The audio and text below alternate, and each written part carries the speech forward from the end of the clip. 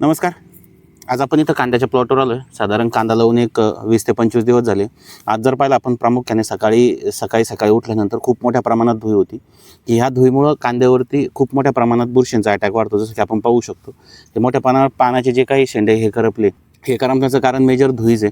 कारण की धुळी आल्यानंतर रात्रभर पानावरती पाणी राहतं आणि जिथं खराब झाले वाळले जागा, इथं जर पाणी साचलं तर हे रात्रभर पान ओलं राहून बुरशींचे जे काही प्रजनन खूप मोठ्या प्रमाणात वाढतं आणि हे पान खराब व्हायला लागतं. तर याच्यासाठी आपल्याला लवकरात लवकर फवारणी घ्यायची. तर आपल्याला जी काही कांद्यावर फवारणी घ्यायची त्याच्यामध्ये आपल्याला वापरायचं बेस्ट ॲग्रो कंपनीचं झॉक्सिड, की ज्याचे जो काही कांद्यावर येणारा पर्पल ब्लॉच आहे आणि बाकी क्वालिटीसाठी खूप छान काम करतं.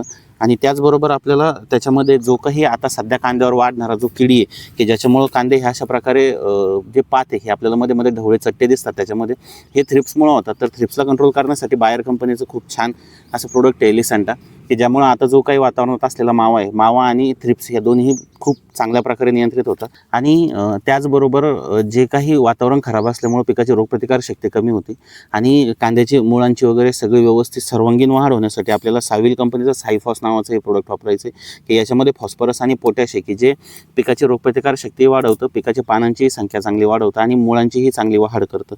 फक्त फवारणी घेताना आपल्याला काळजी घ्यायची, की याच्यामध्ये आपल्याला स्टिकर नक्की वापरायचं आहे. स्टिकर वापरताना चांगल्या कंपनीचं आणि चांगल्या क्वालिटीचं वापरायचं.